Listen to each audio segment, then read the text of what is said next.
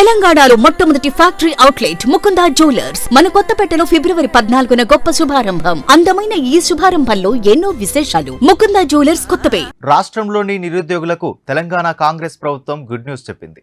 ఉద్యోగ నియామక పరీక్షల వయోపరిమితిని పెంచుతూ నిర్ణయం తీసుకుంది. వయోపరిమితిని 44 ఏండ్ల నుంచి 46 ఏండ్లకు పెంచింది. ఈ మేరకు ఉత్తర్వులను కూడా జారీ చేసింది. యూనిఫామ్ సేవలు కాకుండా ఇతర పోస్టులకు ఈ వయోపరిమితి వర్తింపజేయనున్నారు. ఈ నియమం ఏ పోస్టులకు డైరెక్ట్ రిక్రూట్మెంట్ కోసం వర్తించదు. పోలీస్, ఎక్సైజ్, అగ్నిమాపక, జైళ్లు, అటవీ శాఖలు మొదలైన యూనిఫామ్ సేవలకు వర్తించదు. ఈ నిర్ణయం తెలంగాణలోని చాలా మంది నిరుద్యోగులకు మేలు చేయనుంది. నిరుద్యోగులు గ్రూప్ 1 సహా చాలా పోటీ పరీక్షల కోసం ఎదురు చూస్తున్నారు. అయితే ప్రశ్నాపత్రాల లీకేజీల వల్ల పరీక్షల నిర్వహణ వాయిదా పడుతోంది. దాంతో వారి వయస్సు పెరిగిపోతోంది.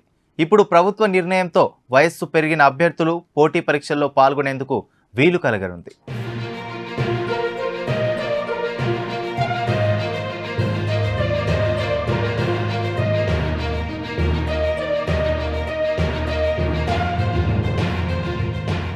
ఉద్యోగ నియామక పరీక్షల ఏజ్ లిమిట్ ఇప్పటి వరకు 44 ఏళ్లు ఉండగా తాజాగా రేవంత్ రెడ్డి ప్రభుత్వం వయోపరిమితిని 44 ఏళ్ల నుంచి 46 ఏళ్లకు పెంచుతూ నిర్ణయం తీసుకుంది. 2 ఏళ్ల పాటు ఈ నిర్ణయం అమలులో ఉంటుందని తెలిపింది.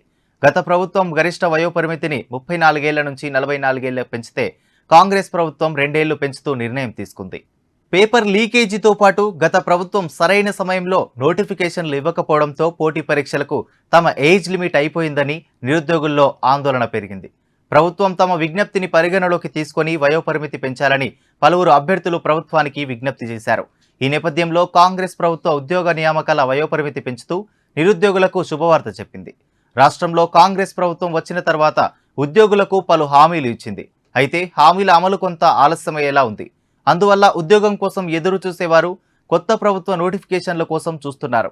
అయితే వారికి వయోపరిమితి పెరిగిపోయే ప్రమాదం ఉండడంతో కాంగ్రెస్ ప్రభుత్వం ఏజ్ లిమిట్ని 44 ఏళ్ల నుంచి 46 ఏళ్లకు పెంచింది. ఈ నిర్ణయంతో నిరుద్యోగులకు కొంత ఉపశమనం కలిగినట్లయింది.